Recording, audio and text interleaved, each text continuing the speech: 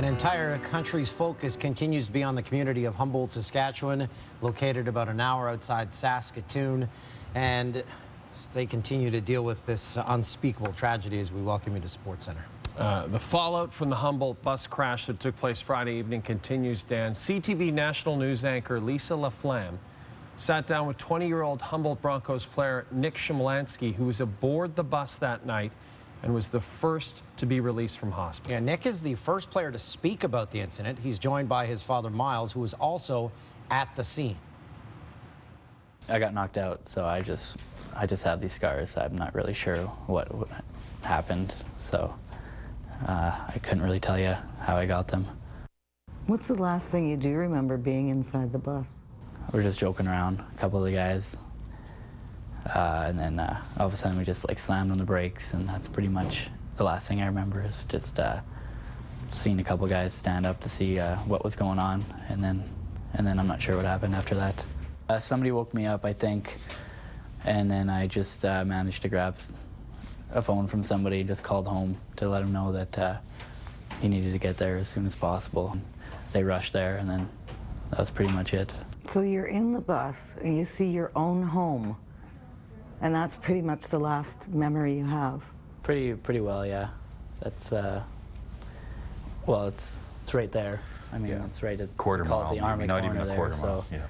It's a 3-second drive, so it's pretty quick. It was unbelievable what I seen, and I was so happy to see my boy was actually in the vehicle there. So it was rough, and Nick seen a lot of stuff. He said some things, and it was so sad. And it was a chaos. It was like everybody, you almost had to be there to see it, to understand it, and there's no way to describe it, and I'd rather not describe it. In a way, I wish we weren't there, because there's so many people want disclosure that we won't be able to help all of them. What do you mean by that? People are asking you. Disclosure. Like other parents? Did you see my son?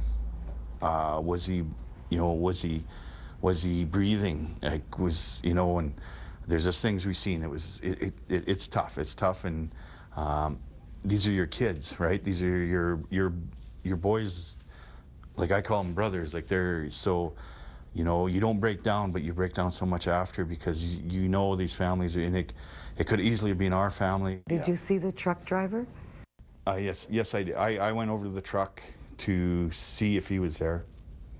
Yeah, and when I looked in the window, a gentleman waved and said he was okay over there. Yeah. And were you able to talk to him? No. A couple things, and then just walked away. You see basically family members like that happened. You just got to control your emotions at that time, because when you see your boy covered with blood, you see some of his best buddies, some of the guys he's played hockey 5, 6, 7, 8 years ago even. I would gladly, like, I think anybody at my age would gladly give my body for any one of those boys, because they did not deserve this. These families are, these accidents don't happen in Northeast Saskatchewan. They don't, and they're not supposed to, but they did, and it's a terrible thing. And his family's ripped apart about this, and there's nothing you can do. We're very fortunate for Nick. What was it like for you to be at that vigil? Well, I think it helped. I mean, there's a lot of people there for support. Thousands. I mean, the rink was full. Were you nervous to go in there last night, back into the arena? Yeah, my heart was beating really fast when I went in the rink. It's definitely nerve-wracking, for sure. The doctor said you were a miracle. To come out of that the way I did, he said I was one of the luckiest clients, or something like that, he's ever seen. Yeah. It was something in that ballpark. How do you process that you got so lucky? I'm not really sure. I'm just feeling pretty blessed, pretty fortunate. I don't think anybody's ever going to move on from this, but the support helps. It gives you strength. And do you want to play hockey again? I think so, yeah. I mean, we'll just take it day by day for now. I mean, I'm not too worried about the future right now. As for the 12 victims of the Humboldt bus crash who are still in hospital, the Saskatchewan Health Authority gave an update on Monday. With the permission of the patients and families, we want Saskatchewan people to know that as of today, 12 patients remain in hospital. 4 patients are in critical condition, 4 patients are in serious condition, and 4 patients are in stable condition. I want to say that my heart is with the patients and families affected by this tragedy.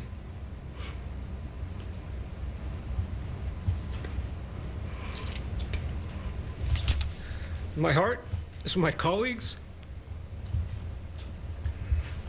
the physicians, nurses, paramedics, support and administrative staff, the volunteers, all the healthcare providers who are working so hard to attend to those who are suffering. We have not seen a mass casualty of this nature in the province.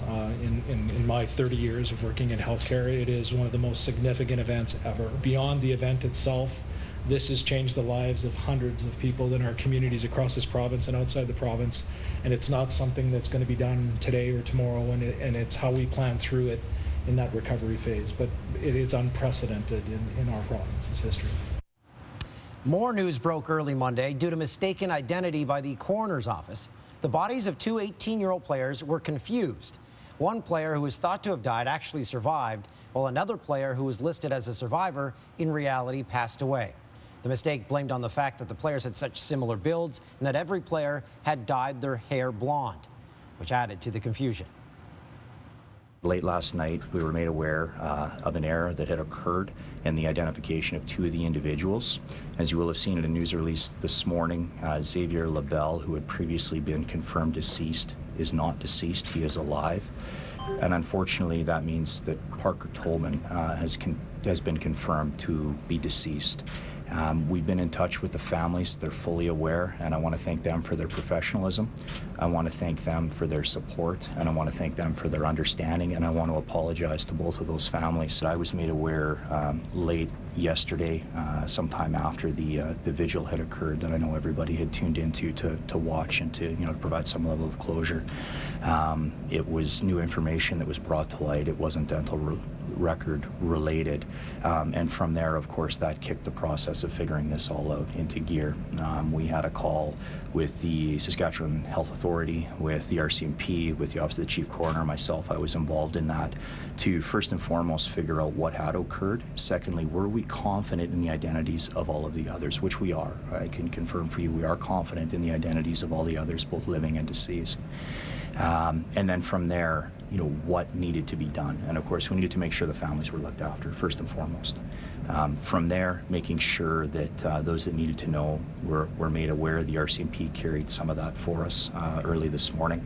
And then, of course, sending out the release to make sure that the public who are tuning in all across the globe are aware of what's going on as well. And then, of course, answering your questions here today. And I can't even imagine putting myself in those families' shoes to first get the notice that their loved ones have been in a collision of this nature, and then to find out that who they had thought was their loved one wasn't potentially actually their loved one. I can't even fathom, and I don't think enough could ever be said. All I can do is offer our sincerest apologies, our sincerest condolences and sympathies, in particular to the Tobin family on the news that they would have received yesterday. And hope that in some small fashion they're able to move on from this and find some level of closure. And the 2 families issued a statement Monday. The families of Parker Tobin and Xavier Labelle are grieving together. They hope the focus will remain on those grieving and those recovering, not the confusion and unimaginable tragedy. They are asked for privacy and have decided not to speak with reporters now or in the days ahead. Renee Cannon is the billet mom of 3 Broncos players, 2 of which sadly died in the crash. The third was Xavier Labelle, who was originally announced as deceased but later confirmed to have survived. Cannon tweeted this out: "We know our ray of light is someone else's shattering darkness. Our hearts are still broken at the loss of 2 of our boys and for the other family and billet family involved. We're grateful for the gift of being able to say all the words we thought we'd never say." With more from Humboldt, here's Ryan Rashad. The vigil continues here in Humboldt. The pictures and the flowers remain, and throughout the day Monday, people stop by to pay their respects. When word broke first thing Monday morning that 2 of the victims had been misidentified, it shed a difficult and dramatic light onto just how significant this crash was. It presented a reality that no family member, no parent, nobody should ever have to even consider. Unfortunately, there's a lot of that happening right now here in Humboldt and around Saskatchewan, realities that people are dealing with that are their worst nightmare. And that is certainly the case for former NHLer Chris Joseph and his entire family. His wife, Andrea, and children, Taylor and Brett, earlier on today went to visit the billet house where Jackson stayed. They went there to pick up Jackson's girlfriend of 3 months, Quinn. She spent the night there. She wanted to feel close to Jackson again and slept in his bed. The Josephs then took Quinn to Saskatoon, where they visited with survivors before dropping her off and then heading home to St. Albert.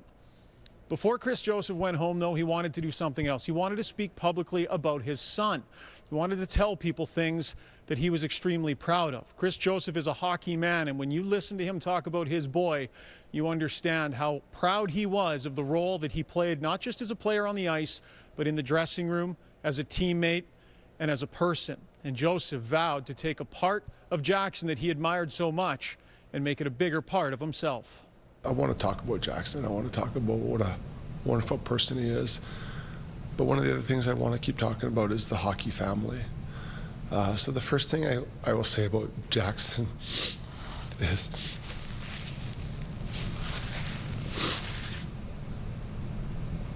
every team he's played on, he's always been described as a glue guy. Never the star, never the grinder, but very flexible. And Andrea and I have been talking about that, and he has an older sister, Taylor, who would always kind of pull him one way, and he has a younger brother, Brett, who would always kind of pull him one way, and he was really flexible, and he would go with everybody, and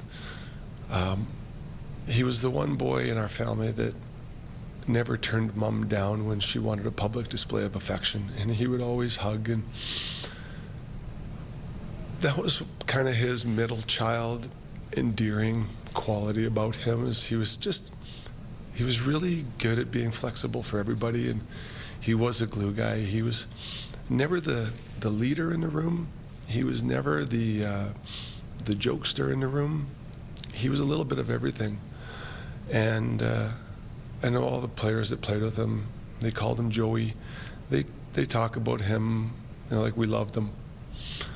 When I went to see him at the funeral home twice, I saw him the one day, and then I saw him again yesterday.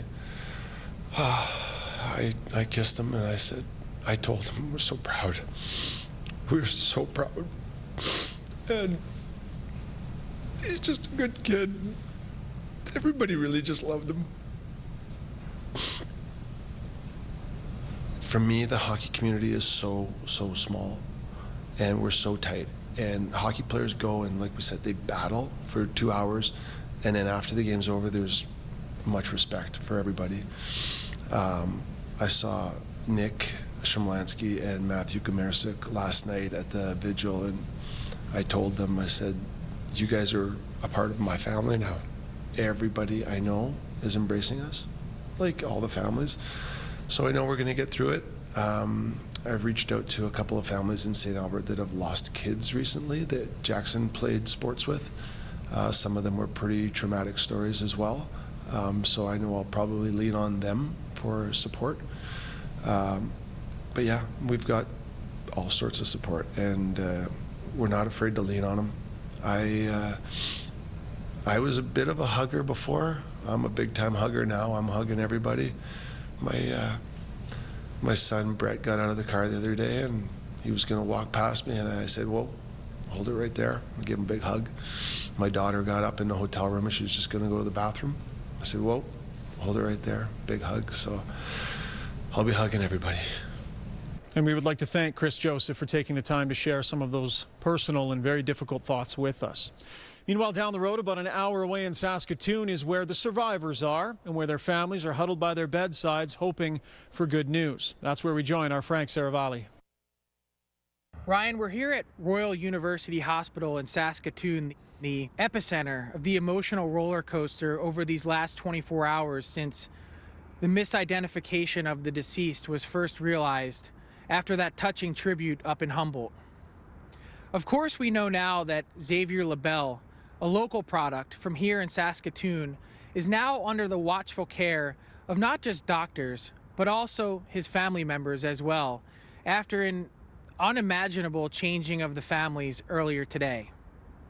Those families, the LaBelle and Tobin families, issued a joint statement earlier asking that we focus not on the unfathomable confusion, but on the survivors, those still recovering. And I can tell you that being here all day, that's absolutely the case. To see the sheer number of people that have walked through those doors behind me in support has been absolutely incredible. Those hallways are packed up there. They're filled with not just immediate family members, but grandparents, aunts and uncles, girlfriends and friends. They've all flocked to Saskatoon to stand guard. Make no mistake, those hallways remain incredibly busy.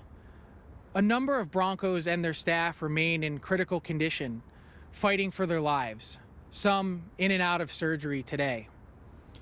Others, the so-called more fortunate ones, those in serious or stable condition, are now just beginning to come to grips with life-changing injuries. We're talking about potential paralysis.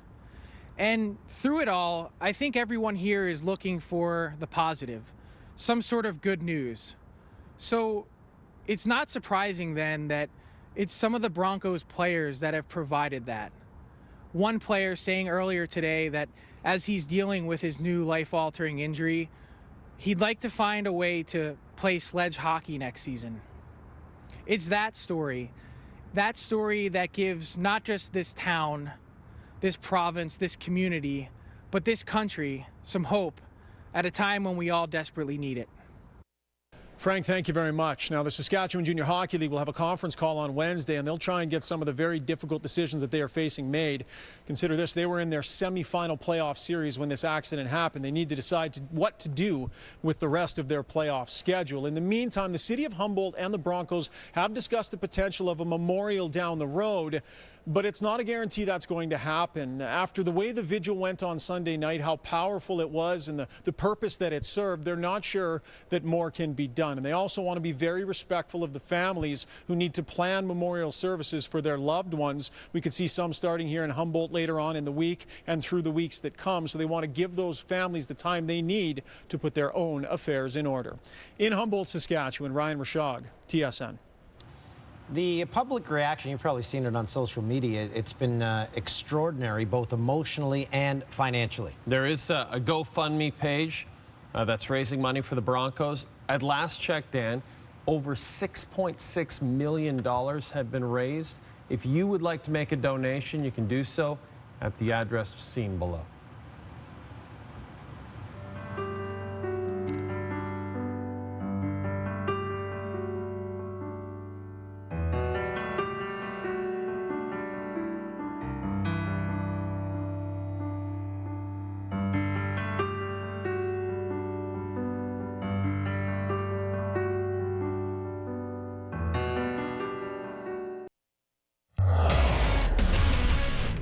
You're watching SportsCenter with Jay and Dan on TSN, Canada's sports leader. Raptors in Detroit.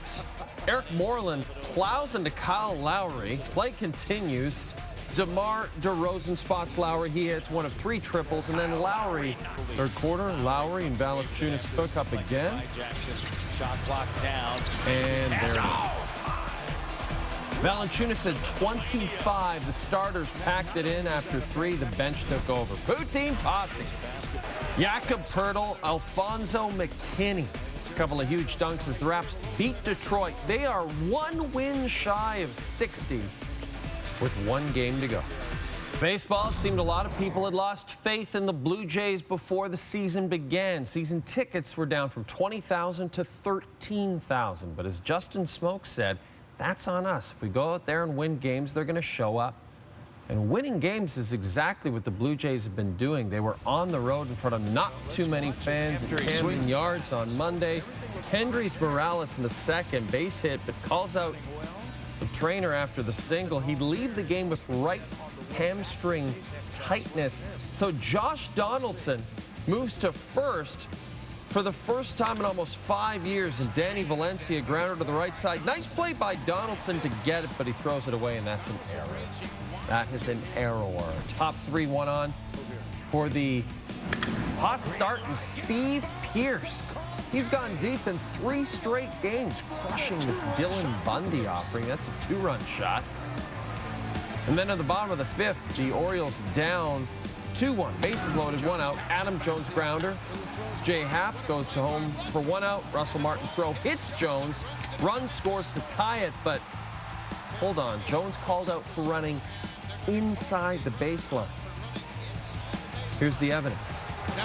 So the inning ends on the double play, and the Jays are still up 2-1. I mentioned Jay Happ as Adam Jones continues to plead his case to no avail. Jay Happ, 6 Ks in the first 2 innings, still going strong in the 6th, and Chris Davis, what happened? Hitting under 100 on the season is Crush Davis. It's a great-looking swing, but it hit nothing. Second straight start for Happ, striking out 9.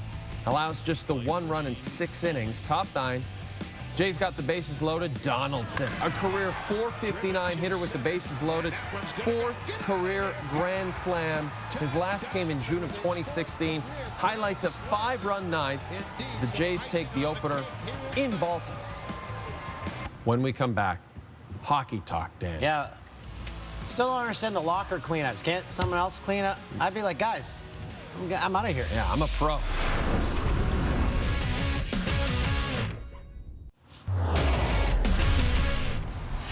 It's that time of year when everyone cleans out their lockers. Oilers head coach Todd McLellan addressed the media on Monday ahead of the offseason after Edmonton's disappointing season. McLellan noted how the Oil would have to approach next year differently, and he talked about his role this season. We've got to dig deeper. We're going to dig deeper. We're going to turn over a lot of stones. The performance of the team is on my shoulders. I'm the head coach, and I accept the responsibility for that. And as I said last week, the first thing we have to do, and I can point fingers at players, I got to look in the mirror first and evaluate what I'm seeing and whether or not I like what I did this season and what I need to adjust. The Senators had their locker clean out after their worst 82-game season in 22 years, finished with a 28-43-11 record. Erik Karlsson, did you play your last game in Ottawa? There's always a possibility that that's going to be the case. Unfortunately, it's not what I hope for. It's not something that I'm planning on happening. But yeah, there is. I think that with what we went through this year, it's going to be a few changes, and hopefully I'm not one of them, and I'm going to have to deal with that as we move along here this summer. But I'm still hopeful that the puck that I picked up is not going to be the one that it's going to be the last. This has been the toughest year of my career since I came here 9 years ago, both professionally and personally. And I'm going to try and learn from it and make sure that I take away all the positive things that the negative things taught me. It's just very unfortunate, that the season that we've had came at the time that I am in my contract. That's the business part of things, and they handled their business part, and I handled mine. Montreal Canadiens are missing the playoffs for the second time in 3 years, and questions surround Max Pacioretty and whether he'll return to Montreal next season. When asked if he'd play without the C moving forward, Patches reportedly said no, and he spoke further about his future. If something were to happen, I'm not going to be a baby about it. This is, a privilege to play in this league. It's been a privilege to play for the Montreal Canadiens, and I hope that keeps going. But if they have other plans, then I'm just going to keep living my life. Meanwhile, GM Marc Bergevin addressed the media Monday and was very blunt about Carey Price's performance this season. Yeah, Carey wasn't good this year, and let's not sugarcoat anything, and he's the first one to admit it. We had an exit meeting with Carey. He knows, he's aware, and he knows he needs to be better from day one. The Calgary Flames' Sean Monahan revealed in exit interviews Monday that he had undergone 4 surgeries since March 24th, but hopes to be back in time for the start of next season. Yeah, I got basically reconstruction my wrist, and something that kind of bothered me all year. And I guess the last 35 games or so is a bit of a grind, so I'm happy to get this fixed. I also got 2 surgeries on both the 2 hernias and my groin, so I already got those, and hopefully everything heals up here in the next couple months and be back to 100%. Jets defenseman Jacob Trouba practiced Monday. He'll be good to go for Game 1 against Minnesota Wednesday, according to Jets head coach Paul Maurice. Trouba missed Winnipeg season finale Saturday. Missed 7 weeks earlier this season. Been struggling with injuries all season. Back to those locker cleanouts. When our previous workplace told us to clean out our offices, I said, throw it in a box. Send it to me. Just mail it. I lit a match and burned everything right there. Speaking of the Jets, hey, they're making their second trip to the postseason since their return to Winnipeg 7 years ago. But instead of going in as underdogs that were swept by the Ducks in 2015, this year's team going in with much higher expectations. They should be wearing their home whites. Oh, man, that's going to be so exciting for Laine. Step out on the ice. That anthem, the place is going to be going nuts. They'll be doing something for the Broncos, I'm sure. That's right. That building is going to be just a powder keg of emotion. The giant portrait of the Queen. Oh, they took that down. They took that down. 5 years ago, the Maple Leafs became the first team to blow a 3-goal third-period lead in Game 7 of a playoff series. That devastating loss came at the hands of the Boston Bruins, who Toronto will face on Thursday. For the remaining players on each team, that game has not been forgotten. I think the city's probably going to be pretty pumped up that we're playing Boston again, and hopefully the outcome's the different way this year. What are your memories of that series? Memories are not good of that series. I don't think for anyone. It was hard to deal with. It was very, that next week or two was tough to watch, especially just playoff hockey in general. Just knowing we had a chance to move on. It was still very special. It's still really ranked high in my memories and the special moment that I've been a part of. And it was a lot of fun just to celebrate after that and be with the guys and to have that feeling that we accomplished something pretty special. So this time around for the Buds, no James Reimer in net. That's right. Yeah, no. You got he's hanging in Florida this year. Freddie Anderson's numbers, though. Incredible, Dan. Career numbers against Boston, 10-1 with a .935 save percentage. So if you're a Leaf fan, you got to feel pretty good about that, I think. Yeah. The quest for the Stanley Cup is down to 16, Dan. We're going to get you set. Can we hear that music, John? I mean, louder? Yes. We're still paying this song off. Yes, baby. It's a mortgage that we'll never, ever see the end of. And we're happy about that. The Playoff Preview Show with James Duthie with an Augusta tan. TSN 1, 3, and 4, Tuesday, 8:30. Fourth annual BioSteel All-Canadian basketball game, Lugansk Dort. 5-star recruit committed to Arizona State. Oh, he's going to have fun there. First quarter. Gets the tough lay-in to go and the harm. Dort was last year's game MVP. Meanwhile, check out Casey Ezeagu in one of his high school games. Breaks the glass, going for the dunk. Late first, Jashawn Henry to Ezeagu in the paint and with authority. 6'10" forward with an offer from Western Michigan. Next possession, Ezeagu, the no-look dish from Joel Brown, again throwing it down. And now it's back to Dort. Only a sophomore, wow. 10-point game, though this one getting away from Oh my goodness. Oh boy. Lugansk Dort. Rod Black on the call, and then in the fourth quarter, Dort. Nice crossover there. 2 of his 34, so he wins the MVP for the second straight year. Let's take a look at the Jannies. A combination of our names, combination of good and bad plays. This one, oh, that was a good one. Rajon Rondo throws it off glass. Anthony Davis finishes. Sometimes people ask us about our pre-show routine. It is very similar to the one that Patty Mills has with his Spurs teammates. That would be like me with producer Tim. And then right after this, this is Dan and producer Tim. Right before every show. Perfect. Magic and Bucks. Chris Middleton throws it off the backboard. And Jabbar, oh, that was just like the first Janny. Except two different humans in a different basketball game. Yes, Dan. Watch this one again. Boy, that's a great pitch. It takes a special kind of strength to do that. And you have to know you're going to do it, otherwise you look silly. Yeah.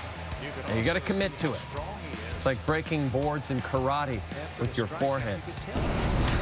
Joey Votto runs down a foul ball that was rolling to a Phillies fan. Oh, he always does this. He's like, no, I'm taking your souvenir and I'm going home. What a guy. He's funny. Gonzalez, shot to left, Corey Spangenberg. Spangenberg? I think it's Spangenberg. Spangenberg. Right by the Red Robin sign. Oh, he dropped it over the fence. Spangenberg, what have you done? Oh, he helped it over. Helped it over the fence. They've got burgers there. And wings, pretty tasty. It's a restaurant, they have food. This is the calm before the storm. First round of the playoffs kick off Wednesday night, where once again you'll be reminded that there's nothing like the first round of the Stanley Cup playoffs. Just so much hockey every night, you never want it to end. The top 10 plays from the regular season should wet your whistle. Okay. Producer Tim made fun of the fact that I said wet your whistle, an old-timey term. And then think, why would you want someone to wet your whistle? Aren't you wetting your own whistle? What? I want a dry whistle.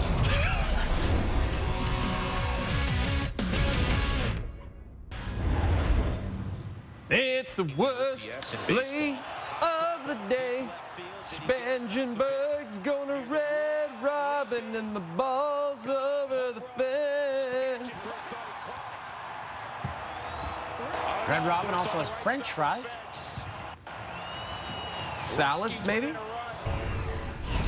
There's one in Kelowna, I know that. There was one in Vancouver, too. There used to be one in Edmonton. I wonder if there's one in New Orleans. Is this where this game was? Oh, no, this one was in L.A. It's, for sure, the Big Easy Red Robin. Everybody goes there when they visit. You blew it, so where we point out our errors. I got the wet your whistle wrong because it's W-H-E-T, and it's right. to sharpen or make more acute. Wet your whistle. Still, I don't know why you're sharpening a whistle. Yeah, we were trying to figure out if, like, old-timey whistles, you had to sharpen them and they got all nubby after a while, maybe against your teeth or something? I don't know. That was a different time. Oh, producer, we don't have enough time to explain this.